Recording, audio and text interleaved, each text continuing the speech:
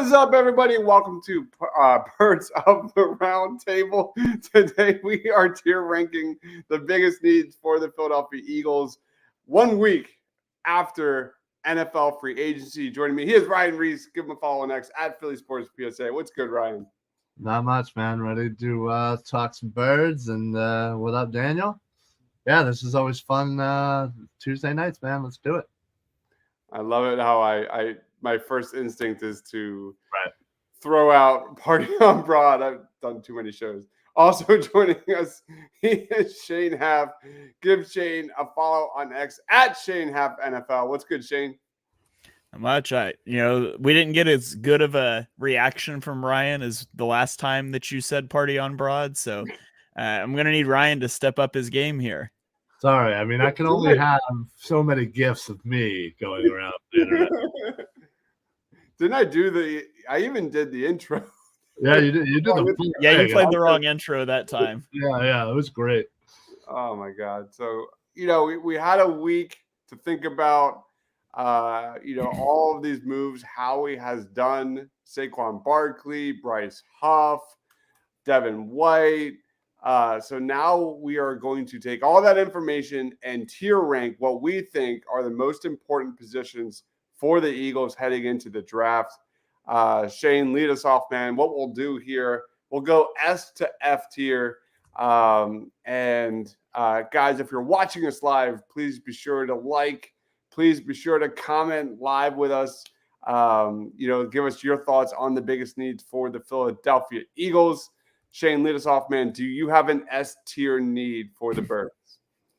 Yeah, I'm going to put receiver in S tier, which sounds crazy, right? Because you've got A.J. Brown, you've got Devontae Smith. Have you guys seen what wide receivers are getting paid right now? It's insane. Like the wide receiver market is so ridiculously out of whack right now.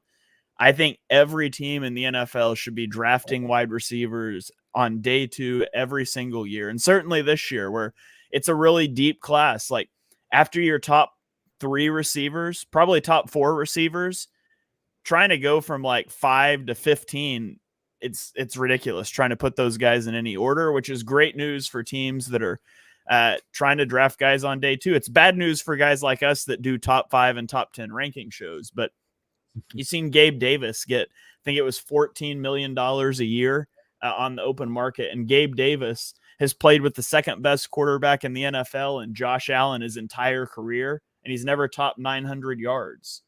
You've got Darnell Mooney, who is coming off of back-to-back 400-yard seasons, getting $13 million a year from the Falcons. You've got Jerry Jeudy today, former first-round pick, gets a 3-year deal worth $58 million, $41 million of which is guaranteed at signing.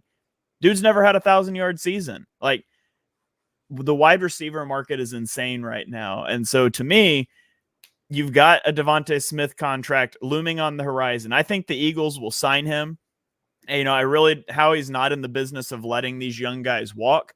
But you need to continue to develop assets at the position because you're not going to be able to continually pay these guys. Maybe that looks like in a couple of years, A.J. Brown moves along instead of getting another contract. Maybe it looks like they don't give Devontae Smith the contract. I don't know. I would imagine they will. But wide receiver is a need on this roster. And so wide receiver is an S-tier need for me in this draft. Which is interesting because there's probably about 10 to 15 wide receivers that are going to be thrown into the NFL from this draft, and which many are saying is the best wide receiver draft ever. Yeah, it's very deep for sure. And I mean, I think you can go back to the year that Devontae Smith came out, right? You had the big 3 and Jamar Chase, Devontae Smith, and Jalen Waddle. And there was that big discussion. And this year, there's not a discussion about who's number 1. I mean, it's clearly Marvin Harrison Jr., but then you've got Rome Odunze and Malik Neighbors right there. You've kind of got that big 3 with a lot of star power, and there's a lot of talk about 2 and 3. And so there's just a whole lot more behind it than there was in that draft as well. Yeah, it's crazy deep, man. Ryan, any S tiers for you? Yeah. I'm gonna pick interior offensive line. I think we need to figure out what's going on at right guard. They obviously hold the position at a very high priority. And quite honestly, I believe more than any other position, it's most likely going to be the position that is selected with the first round pick. And to be perfectly honest, I'm perfectly fine with that. It is something that, Howie loves to do is build that line. Now that Kelsey is retired, Juergens has stepped in the middle, and right now you have essentially Tyler Steen or Hennessy, the new free agent acquisition.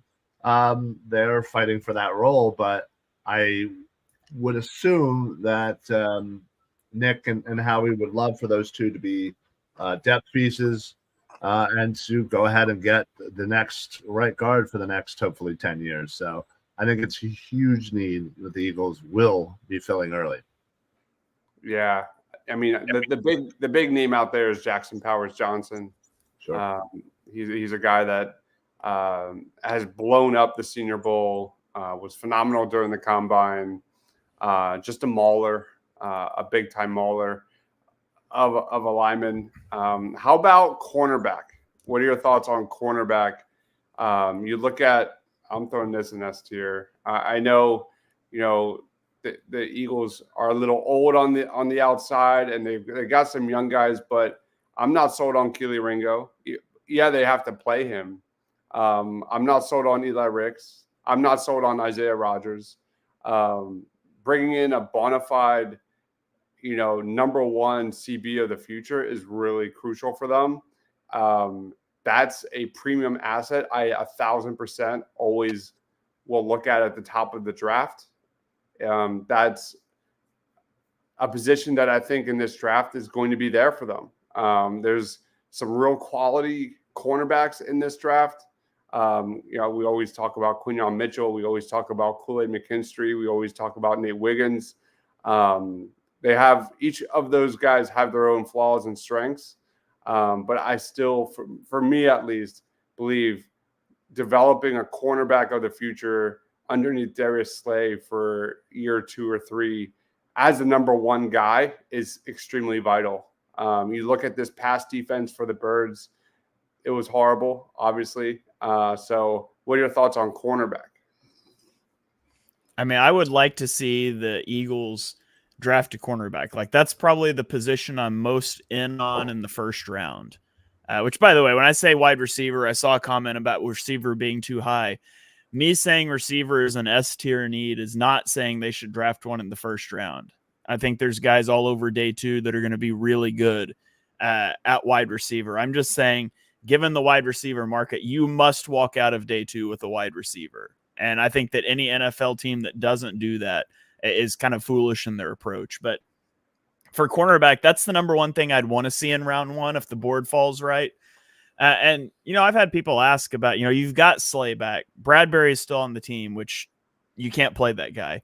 But you've got Keely Ringo, you've got Eli Ricks, Isaiah Rodgers. But, at the end of the day, I had a first-round grade on Keely Ringo, but he fell to the 4th round for a reason. The league did not view him as highly. And he played well in spurts last year, and he had some bad reps last year. But he's a player you don't really know what you have in. And Isaiah Rodgers hasn't played in a year. And so, really, the only for sure thing you have is Darius Slay, and then you remember how James Bradbury fell off a cliff last year, and he's younger than Darius Slay. And so you go get a cornerback in the first round. It helps you out this year for sure, and it's going to help you out long-term too. So I think that's a position that absolutely should be invested in. I would definitely agree with you there. All right, let's go to some comments real quick. Little G Griffith says, Eagles draft Georgia. Maybe we're talking about a Georgia prospect soon. We'll see. Maybe. Kalen Bullock, safety, USC. Big fan of Kalen Bullock as a coverage guy, a lead athlete. Ringo locked up, DK, then never got snaps. Ringo has to play in 2024. And Quinyon Mitchell and Ringo would be amazing for the future. Shane, we'll throw it to you. Any other S tier needs for the Philadelphia Eagles? I don't think there's anything else I would put in S tier. Ryan, do you have an S tier?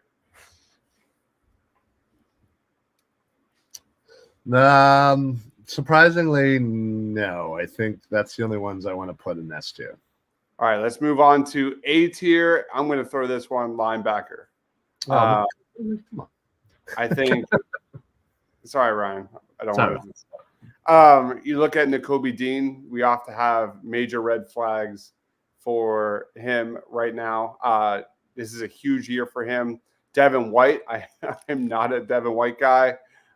He's a stopgap kind of guy, even though he's only 26 years old. Finding a guy for the future for the Philadelphia Eagles at linebacker is a priority. Luckily, they have 2 second-round picks, guys like Peyton Wilson, guys like Edgerrin Cooper. There's some other interesting guys that could be found like rounds 3 and 4, like Cedric Gray, Junior Colson. And I didn't bring up another guy, a specific guy, for a reason, because I don't think he fits the Eagles. And I don't think it makes sense to have 2 smallish linebackers in this defense when it comes to Jeremiah Trotter Jr. But anyway, it's still a huge need for the Philadelphia Eagles. Sorry, Ryan, again. I feel like that's the theme. The title of the show is Sorry, Ryan. Yeah. I'm just getting hits left and right here. It's all right. But for me, give me linebacker. What about you, Ryan? I mean, that's a no-brainer. I mean, honestly, that was the one I was kind of teetering on between S and A. I just think, given the overall positional value within the NFL, I just couldn't do it. And that's also another reason why I didn't do that with safety, but I will put that in A tier. Even though they got Chauncey Gardner-Johnson, I still think it is a big, big need, because I feel like CJGJ is going to be put all around the field. He's going to be playing a lot of slot. He's just going to kind of be one of those like, hey, man, just go out there and do your thing kind of deal. And I would love nothing more than to have him out there, 2 solid safeties, 2 to 3 corners, whatever. Considering none of our linebackers can cover, I don't even know what would it be insulting to that. They're that bad. So I don't see that necessarily changing. Maybe I'm also doing this reverse psychology, so they do that. But I think safety is such a huge need. The Tyler Nubins of the world certainly could be had there at 22. Some think that's a little early, and I understand that. But potentially, like as somebody mentioned, Bullock. There's a lot of that second round, third round safety that really could come in and be very impactful to the Philadelphia Eagles for sure. And especially a guy with versatility at that safety spot, like a Javon Bullard or Bullard, another one, Tyke Smith, or different guys that can give you different roles on an Eagles defense. That is a priority. Shane, let me go to some comments real quick, and then I'll get your reaction on linebacker safety. Then we'll see if you have any other A choices. We have a comment from John. How many cornerbacks do you think make the roster? Anybody have any thoughts? How many corners? How many corners? 6. Yeah, I would say 6 because Slay, you have Ringo, you have Rogers, Job, Bradbury's McPherson. McPherson. Okay. Luffy says linebacker S tier for sure. What I think about I don't think linebacker is an important enough position to ever be an S tier. Right. Yeah, that's exactly why I didn't do it. Just nobody gives a crap about linebackers, so can't do it. What's interesting about this is like there's a couple really good interior offensive linemen in the first round. There's a lot of solid cornerbacks in the first round. There's a lot of really good wide receivers in the first round, and then you get to A tier. I think round 2 there's several really interesting linebacker and safety prospects that should be available. So this is almost like, given the Eagles' need and where the draft plays out, I think it's kind of a dream fit for Howie. Maddie says, I forget how Nakobe Dean was acquired. He was drafted, what was that, 3rd round, I believe? 3rd round, yep. Yep. Who said that? I think it was Q. It was can we already call Dean and Nolan Smith's bust? I mean, geez, Nolan Smith had like 12 plays out there. Give him a little time for crying out loud. And Dean, listen, he's only really had 1 year total. Yeah, you have to play bad to be a bust. We can officially say Nakobe Dean's injury prone at this point, but sure, I wouldn't call a guy who, like, I mean, let's say Nakobe Dean's out of the league in 4 years and he just never stays healthy. I still wouldn't call that guy a bust. To me, a bust implies it's a player that was just bad, that was thought to be good. And I wouldn't put somebody who's injured into that personally, but we can definitely say he's injury prone. I can't say much about his on-field play, though. Yeah. According to Davey, tight end, tackle, edge, all A tier, and linebacker. What do we think of Ed Reed Blankenship? I think he should be the third starter. I think he should be third in the rotation. I would still love to see the Eagles address the safety position with Chauncey Gardner-Johnson likely playing a lot more in the slot. Any thoughts on that, guys?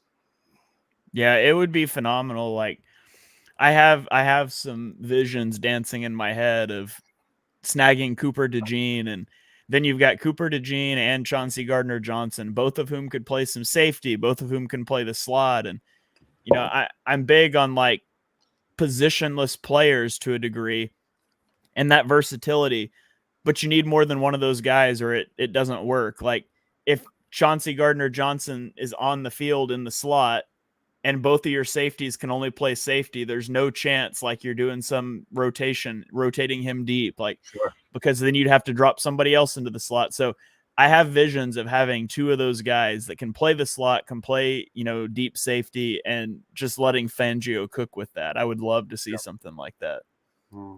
Yeah, that would be fantastic. I've often said this offseason that I would love for Reed Blankenship and Nakobe Dean to be the third, in their position. And so far, we're on the right track. Hopefully, we can continue to get there, and that's how we're going to make this team better. So they're starting good.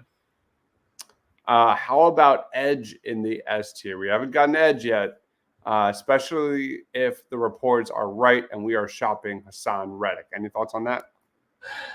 Yes. At the end of the day, go ahead, Ryan, you go first. All right, I appreciate that. Listen, you're right. I think for a normal team, edge would probably be, right up there in S tier. I think for us, it's a little different. We right now already have, 4 guys, not included Reddick, that are going to be in a rotation there on edge. So realistically, we like to have our rotational pieces, and we like to have a good, solid, rested edge players. But to be perfectly honest, I couldn't put it up in S tier either, because it's one of those things of, all right, well, yeah, we could absolutely draft Jared Verse or Latu or whomever you want. It's more of kind of a luxury to have, a fifth guy to get into that rotation. Even though he may be one of the better guys, I think there are bigger needs elsewhere. So, yeah, that's basically what I was going to say. That if Reddick was gone right now, I would put it in A tier. But even with Reddick gone, you've got Josh Sweat, who's a good player. You've got Josh Huff, you just paid big money to, and then you've got a first-round draft pick from a year ago and Nolan Smith that needs on the field, and you've got Brandon Graham, and so.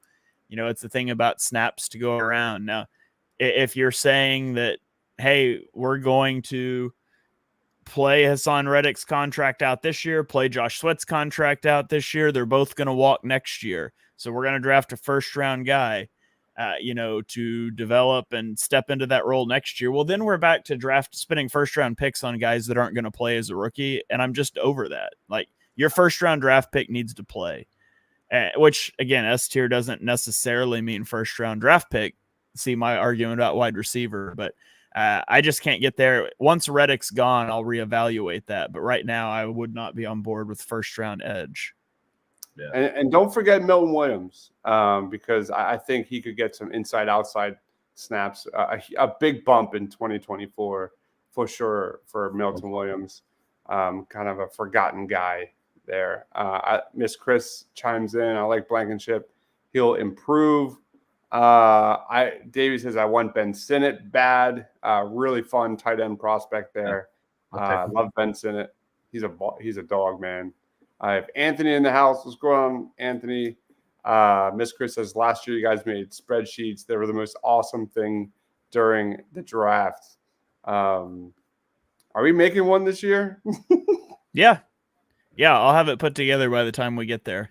Clearly, the people want it. So Clearly.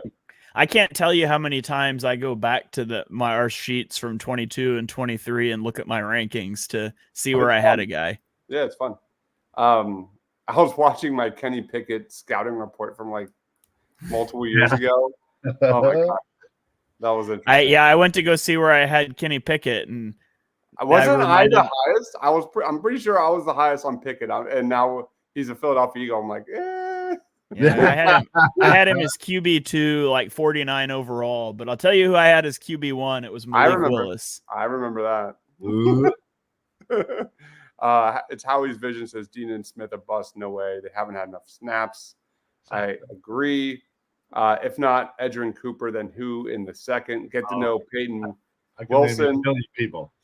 Peyton Wilson is a fantastic linebacker. Is it bad? Is it bad that I'm honestly more in love with second round guys than I am with first round guys? You got the sickness, man. I do. I literally would draft. I would literally trade back and I'd have like 5 second round picks. It'd be great. If we look at Howie's first round track record versus his second round track also record, that too. Valid strategy. Right, exactly. That's what I'm saying. Let's get all my boys in the second round. Let's go. I love how we're doing an Eagles show and somebody's got him at we'll get Tobias Harris slander. I'm all for it. I love it, Luffy. Keep it coming. All right.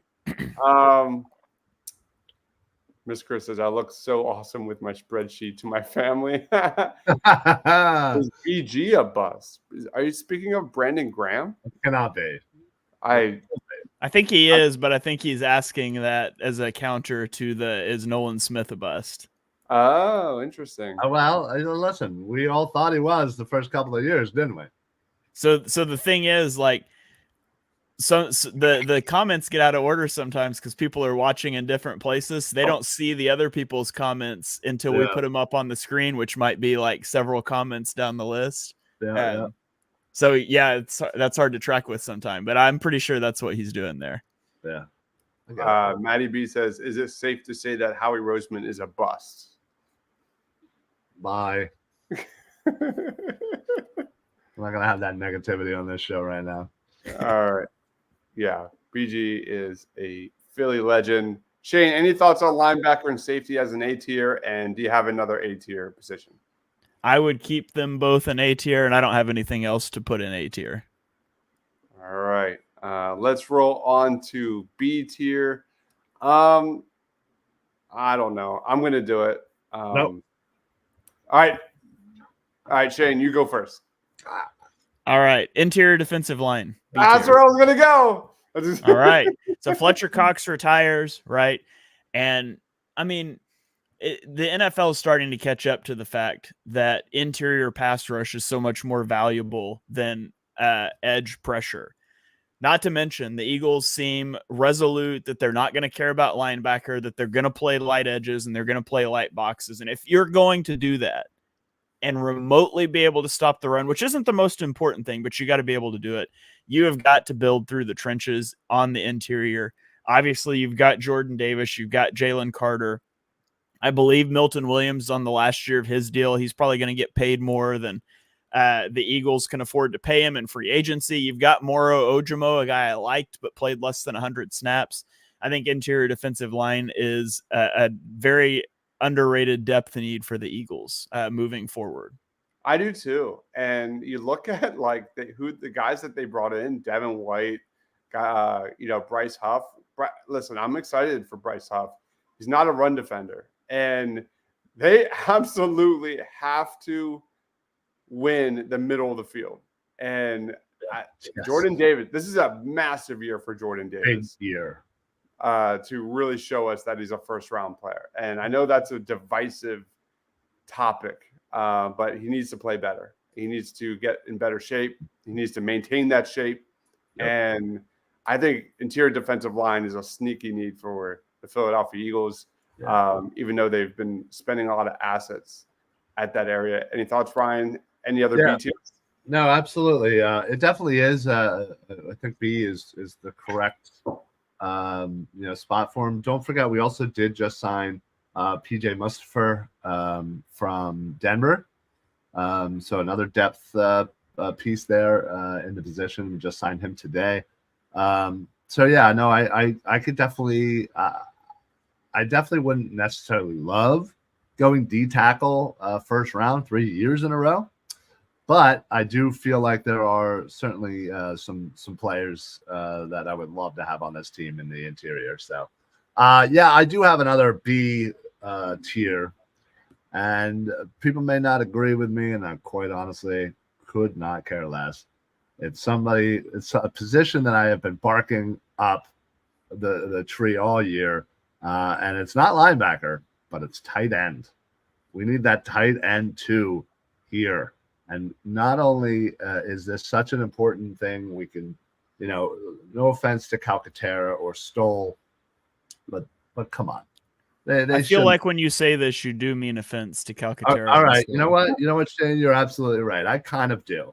So Jack Stoll, Grant Calcaterra, if you're watching, offense to be taken. You weren't good enough, and we weren't able to run 12 personnel as often or as efficiently. And I think if you can get somebody in here, early in the draft, I'm obviously not saying a first round because we can all assume that Brock Bowers is not going to fall to 22, nor will they trade up to go get him.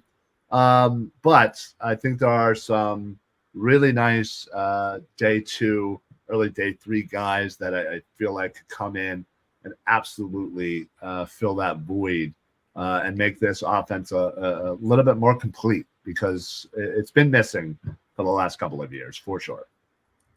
Yep. For interior defensive line, some names to know, kind of in that, like, since it's a B tier, I'm thinking day 2. Guys to know would be Leonard Taylor III. Braden Fisk, who's been rising up the draft boards like crazy. Definitely know him. Chris Jenkins,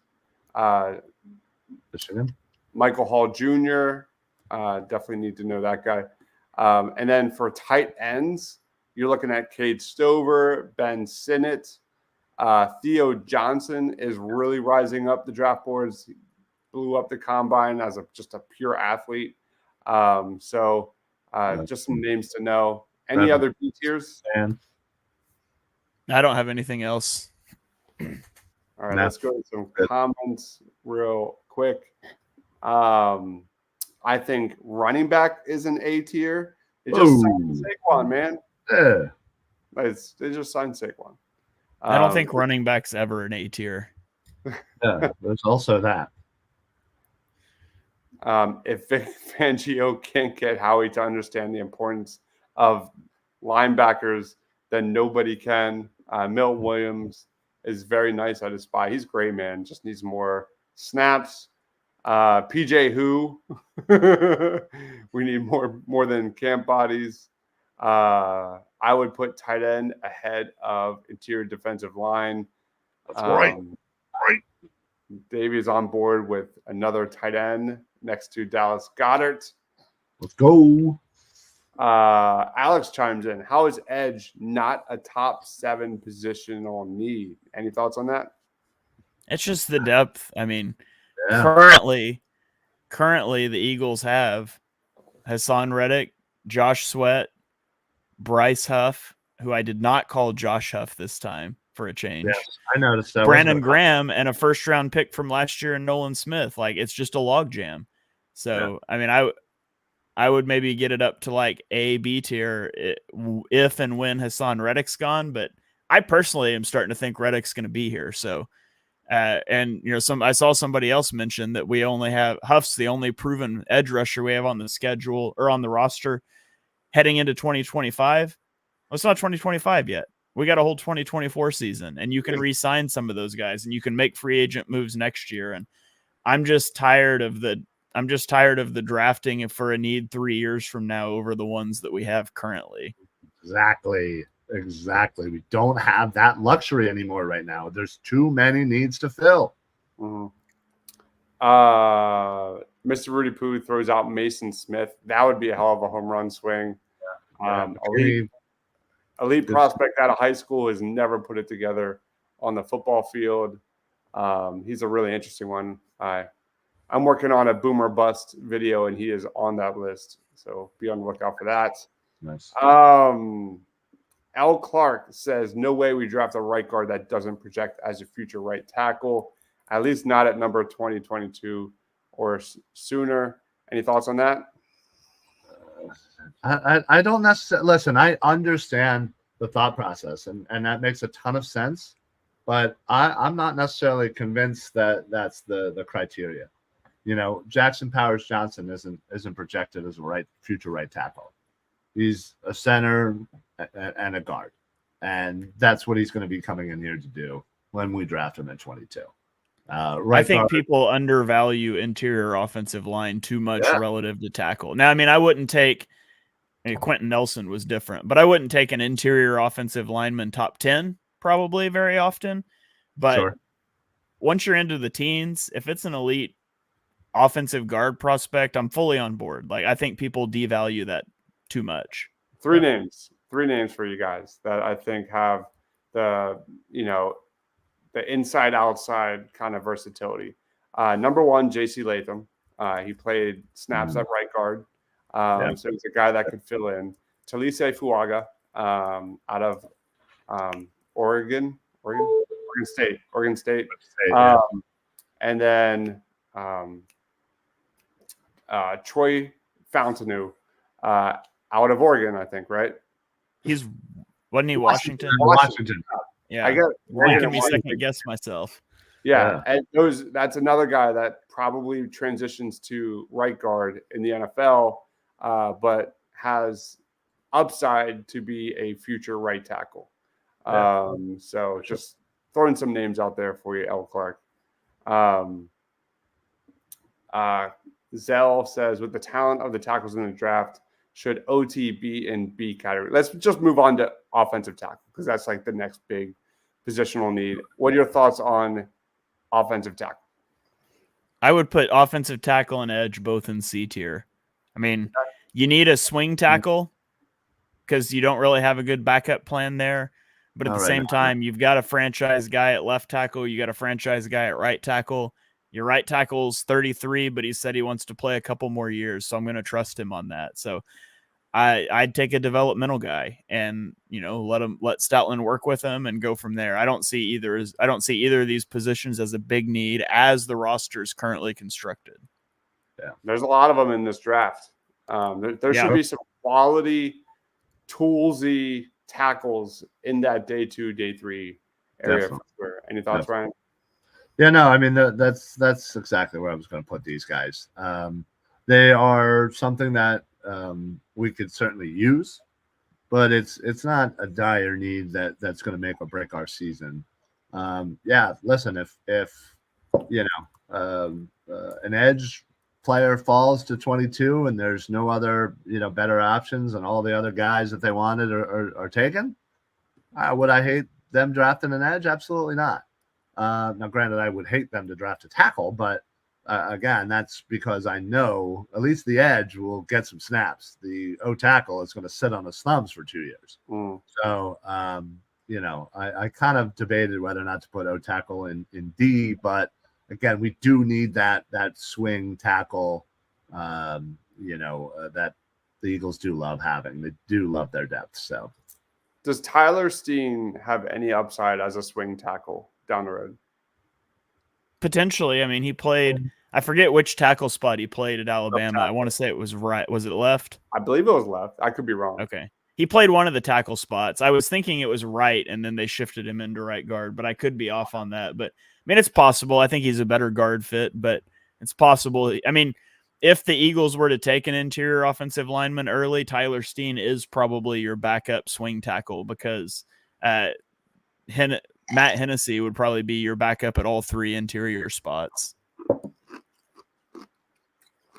All right. Reddick is probably traded soon. BG retiring. Sweat could easily see them letting him walk in free agency. I like Nolan coming out, but he's unproven.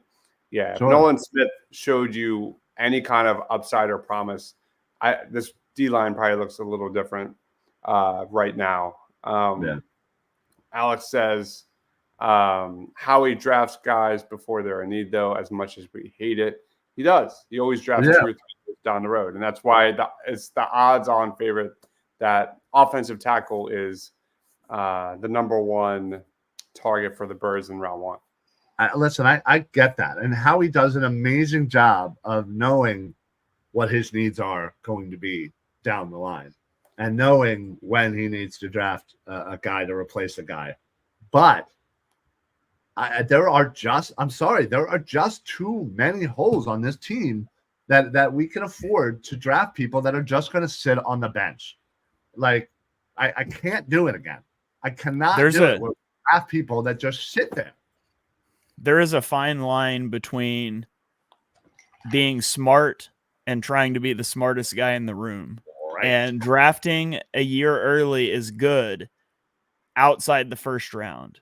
It is pure arrogance to draft a guy in the first round and not play him. Just to say that we don't need a single starter out of this draft. We're just going to take a guy for 2 years from now in the first round. It is pure arrogance. Yeah. And that's hubris that the Eagles can't afford. They need guys to start. The only conceivable way that it's okay to take a guy in the first round and not immediately start him is if it's a quarterback that needs 6-8 weeks, whatever. Outside of that, if you I don't care who you take in the first round, they better be a starter or you messed up. Yeah. Reddick's going to be gone June 1st. We get around $15 million back in cap if we trade him then. That's not accurate at all. Yeah, that's not accurate at all. I feel like the Eagles are going to keep both Sweat and Reddick. At least that's what I hope. Jonah Ellis getting a little Utah, baby. Utah. Let's go. Jonah Ellis. Matty B chimes in. Here's something Eagles fans thought Smith could play or earn the right to play. Then he would have played. Why is no one looking at that angle? It's something we were pounding the table about all season long, Matty B. Yep. It was what was Nolan Smith's pressure percentage too? It was pretty good when he was. Yeah, it was really good. There were a lot of issues, Matty B. Whether that's Reddick dropping back in coverage and things like that. Like it's not just a Nolan Smith problem. There were so many issues with the Eagles defense. We did look at that angle and we called out that angle every single week. So that's what it is. I like Mason Smith in the 4th round. He's got great size, great athlete, but man, can't stay on the field. Cannot stay on the field. Was he saying that they're going to like post June 1 release Reddick? Trade. He'll be gone. Going to trade him? Yeah. We get around $15 million back in cap. So no, we don't get. Well, so hypothetically, like all your essential, if you traded or cut, I guess, Reddick post June 1, what you're really doing is taking all of what would be the dead cap and moving it back a year. So it would create cap space this year, but all the free agents are gone then. So it doesn't help you. And so basically it would free up like 15 million in cap space this year at the cost of like 15 million in cap space next year. Right. So I guess that's technically accurate, but it's not really, because all it's doing is moving that into next year at a point in time when free agency is already pretty much done. So I guess technically it's accurate that it would generate cap space this year, but it's taking it from next year. if that makes sense. Yeah, it seems like we have a decent amount of cap space currently, so I know they're not doing it for that reason. So, Mr. Rudy Poo says, "Stay away from Chop." He is like the one of the most divisive players in this draft, without question. Not a lot of production, but analytics love him. They love him, and he blew up the combine. He's kind of like that Nolan Smith almost, in some respect. There you go. Alex says, "Do you worry about Jackson Powers Johnson's shorter arms at guard?" No, because he's a guard. I mean, was it an issue for Peter Skoronski? No, he'll be fine. Why didn't Nolan Smith get snaps? He wasn't ready. The defense was a hot mess. Nobody was on the same page. The coordinator or the other coordinator or the coach or whoever. Nobody clearly knew what the hell they were doing. And I think he kind of got lost in the shuffle. They didn't trust him. Obviously he didn't show enough in practice to get him out there. But when he was out there, he was pretty efficient with the very limited snaps that he had. So I don't know why you don't use that alone to say, hey, well, in 10% of snaps, maybe let's give him 20% of snaps and see if he can keep this, rate up. But I mean, it is what it is at this point. But Nolan Smith was much more of a developmental guy than like a Jalen Carter. Like Nolan Smith he was not a big time production guy at Georgia. He is a guy that was a toolsy analytics guy like Chop that it's going to take a year or two for him to get used to the NFL and develop his body. Any thoughts on that, Shane? Yeah, I mean, first of all, he got hurt in the preseason, and I think that set him back some. Second of all, sometimes coaches just do stupid things. Why did James Bradbury play all season long when he was clearly burnt toast? And you didn't play Keely Ringo earlier. Like sometimes coaches just make stupid personnel decisions. And, there's a lot of examples I could go through of NFL coaches we give them the benefit of the doubt all the time and say that like, well, they're seeing things in practice. Sometimes coaches just make stupid decisions, and not playing Nolan Smith more is one of those. Yeah, for sure. John chimes in, is Tyler Guyton strictly a tackle or move into right guard?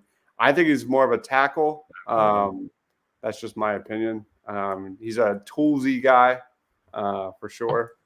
Might take a couple years to figure it out, but he's a monster. Any team that drafts a guard/center in the first round are idiots, according to Joe.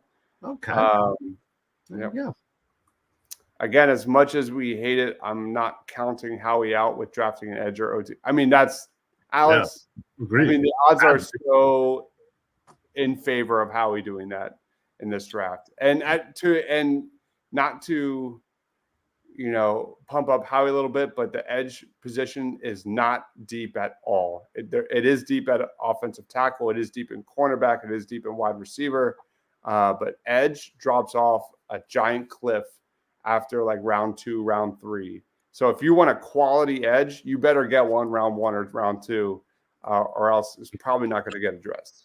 Yeah, agreed. Let's go. I want to go back to the Reddick thing because I maybe dismissed that. I maybe dismissed that too harshly, not fully understanding what he was saying here. But Luffy says on YouTube, we have more cap next year than we do right now. That's the thing. It would be a smart move. But the other thing is, for almost every team has more cap next year than they do this year because you've got expiring contracts. And obviously, you'll have a quarterback have a big jump in salary, and that's not always true, but it's generally true. If you look at a team's cap sheet, they will gain more cap space each year because you have guys falling off. And the thing is, like, by the time you get to June 1st, the Eagles don't need more cap this year. Like, the moves will have been made. There's not a free agent you're going to go try to spend, 8 to 10 to 12 million on after June 1st. Those guys are all going to be signed. So the cap space this year, all you can really do with it, besides making an in-season trade, is roll it over to next year where you would just use it to offset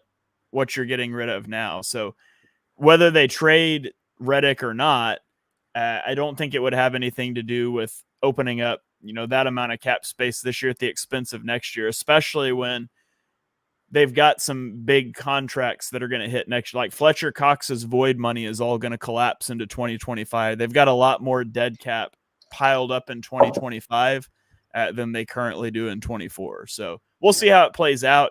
For the record, I wouldn't move Hassan Reddick if I can't get at least a second-round pick for him. And as this has drug on, I've started to feel more like the Eagle. Like I feel like the move they made today, which again alters the contract, and we'll see what details come out, but it put that bonus off. I kind of feel like that doesn't have to do with trying to trade him still. I feel like they're still trying to work out a deal to keep him around, but I don't know that for a fact. I've got no insider information. We'll see where that shakes out. It's really hard to speculate on at this point. Yeah. I mean, they obviously, either way, they gave themselves a couple of weeks to try and come to an agreement. Obviously I think they would prefer for him to stay here. So yeah, I agree with that. Alex chimes in, if we get Arnold, Mitchell, or even DeJean, I would do a backflip. Absolutely agree. Those are very high on my list. Rudy Poo says, I feel like Howie got embarrassed. He's now making a lot of non-Howie moves, and front office got embarrassed. So, I mean, I don't know that he's making the non-Howie move is paying Saquon, right? But when you go look at what slot receivers are signing for, and you get Saquon for that, like, I don't know. I don't. That's the non-Howie move, but I feel like it's more about market inefficiencies than just like strictly we won't take a running back, like the Devin White thing. But that's $3.5 million guaranteed. The rest of it's incentive based, and I don't think that's not crazy. I mean, he paid Zach Cunningham $2 million last year, so I don't feel like it's super non-Howie. Like his big splash signing was an edge rusher. The only thing you could really point to, in my opinion, is the Saquon thing, and I think it was pretty good value. Yeah, maybe the Chauncey Gardner-Johnson, more or less of in the realm of admitting that they made a mistake letting him go for a year. But even at that, they wanted Chauncey Gardner-Johnson back last year, and his agent screwed it up, and then they gave the money to somebody else before he realized there was nobody out there. So like even that one, it just feels like the move they wanted to make last year. Yeah, true. All right, let's go. So we got tons of comments, man. This is crazy. So much. I love it. All right, it's so great. Thank you everyone for watching, guys. Wherever you're watching, please be sure to like us or like this video. Please like us. Please like us. Al says, "What are your must-haves at 22?" I have my guys. So okay, so right now, in looking at a million mock drafts and whatnot, keeping it within reality, who's the one guy for you that is a realistic gonna be there at 22 that you're breaking your ankles to run up to the podium? I want Quinyon Mitchell. That's my guy. I think he's a well-balanced prospect. I like Nate Wiggins a lot, but he can't tackle for crap.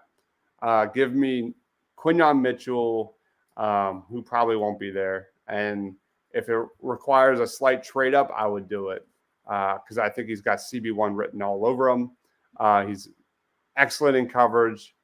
He's just as good against the run. He didn't play a lot of big games against big opponents like in the SEC or Terry and Arnold, but I think he's a legit prospect. For me, it's Quinyon Mitchell. Yeah, somebody asked me today in my AMA who the two best or the best man corner and the best zone corner in the draft, and I said Quinyon Mitchell for both. Like and I don't think he's going to be there at 22, but I'd trade up to get him for sure if he gets in striking distance. And I think it's very possible the top 10 picks are all offensive players. Like there might not be a defender off the board by the time you get into 11, 12 range. Agreed. Yeah, I was, again, Mitchell would be one of those players for sure, but kind of thinking outside of that, I honestly, the more I keep looking into it, the more I'm really liking Latu from UCLA edge. Again, I know it's not necessarily a humongous need, but I know it's something that we love doing. I really like him. I just really do. And considering the positions that I love aren't really first round talent this year, I gotta kind of go elsewhere. And I think I don't know, want a little something, a little sexy, I think Latu is the most plug and play edge rusher in this draft. I think Dallas Turner has some question marks. I think Jared Verse has some question marks. Yeah. But I think Latu is just day one, high floor, going to get you, 8 sacks. No doubt about it. Rudy Poo says, I'm hoping Edgerrin Cooper's 8 sacks last season can get Howie to draft him in the first. He rushes the passer. Edgerrin Cooper's it, man. We've been talking about him for months. He's it. Yeah, listen, if we can convince Howie he's an edge, he might accidentally draft him, right? Quentin says, we like you guys. Right, yeah, like he was named Edgerrin Cooper because he's an edge, Howie. Rudy Poo says, Raiders love Quinyon Mitchell. Al says, Mr. Rudy Poo, they were 100% embarrassed. They're definitely making moves. I'm going to do an ad read real quick. On April 7th, there will be a Fightin's Final event live from Streetlight Kitchen and Bar in Drexel Hill, PA. That's at the Holiday Inn and Suites at the Drexel Book Event Center. For a pre and post game, it starts at 11 a.m. Go check out the guys who cover the Fightin's Final. It'll be a lot of fun. Drinks, Phillies. We're close. What are we? Less than a week, something like that. Philly season. It's crazy, man. Yeah. But anyway, where are we throwing quarterback and running back? Should we just keep it at F? Keep it. Put running back in D. Yeah, I was gonna say probably yeah. Give me a day 2 wide receiver, day 3 running back every offseason. Yeah, it's not bad. The guy that I would love to get. Did you say D or E? D. Dylan Laube. E is not a grade that exists. That bothers me. E shouldn't be there. Dylan Laube is a running back prospect. Kind of a third down running back prospect. Excellent receiver, arguably the best receiving running back in this draft. But that would be a really fun day 3 running back to watch out for. So that basically wraps it up. I'll throw it to you, Shane. What did we learn from this exercise? Plugs, time's yours. What we learned from the exercise is that Eagles fans are kind of all over the place with what your needs are. And some of that probably comes down to the objectivity of a tier ranking like this. But it's going to be really interesting to see, what Howie does come draft day. And you feel like there's still going to be moves to be made, but the big wave of free agency's done. And so the key components that are going to make up this roster, the only thing really left is the draft. So I'm excited to see how it plays out. And please just draft a receiver in the 2nd round or 3rd round every year. What about you, Ryan?